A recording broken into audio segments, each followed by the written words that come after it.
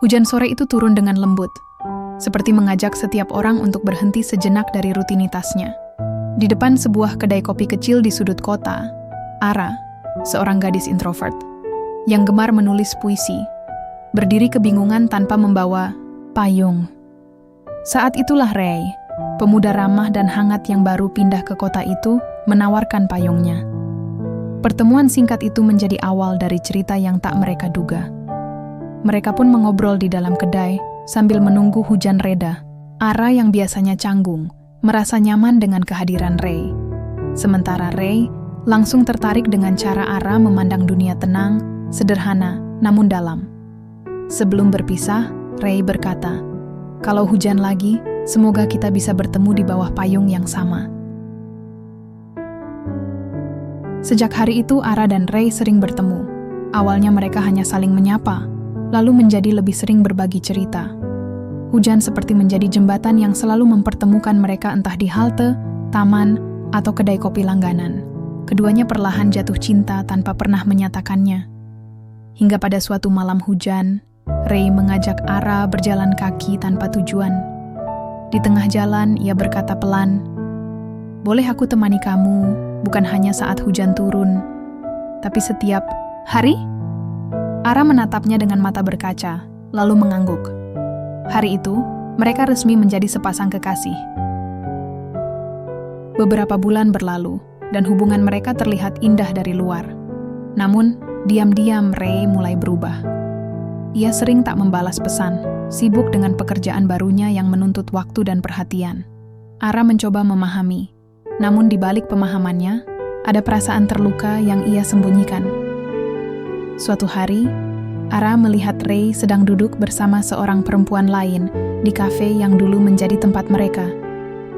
Ia tak ingin berpikir buruk, tapi rasa kecewa itu nyata. Saat ditanya, Ray hanya menjawab singkat, "Dia teman kerja, jangan terlalu curiga ya." Namun senyuman Ray hari itu tidak seperti biasanya.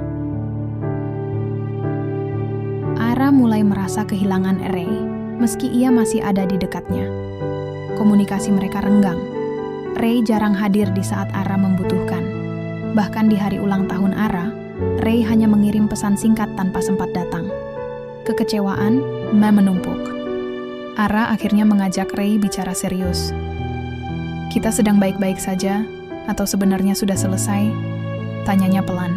Ray terdiam lama, lalu menjawab, "Aku sayang kamu, tapi mungkin kita terlalu berbeda." Kalimat itu menjadi awal dari kehancuran yang perlahan tak bisa dielakkan. Ara pulang malam itu tanpa payung, dan untuk pertama kalinya ia tak peduli basah kuyup oleh hujan.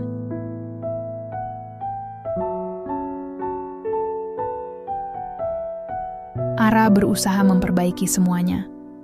Ia mencoba menghubungi Ray, mengirim puisi, mengingatkan kenangan lama, tapi tak satu pun dibalas.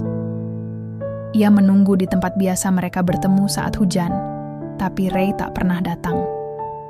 Perlahan, Ara menyadari bahwa yang ia perjuangkan mungkin sudah tak ingin diperjuangkan. Air mata dan hujan menjadi satu, membasahi setiap kenangan yang dulu terasa hangat. Di akhir episode ini, Ara menulis dalam buku puisinya, "Kadang, kita terlalu sibuk berteduh, sampai lupa kalau hujan juga bisa jadi tempat untuk belajar melepaskan."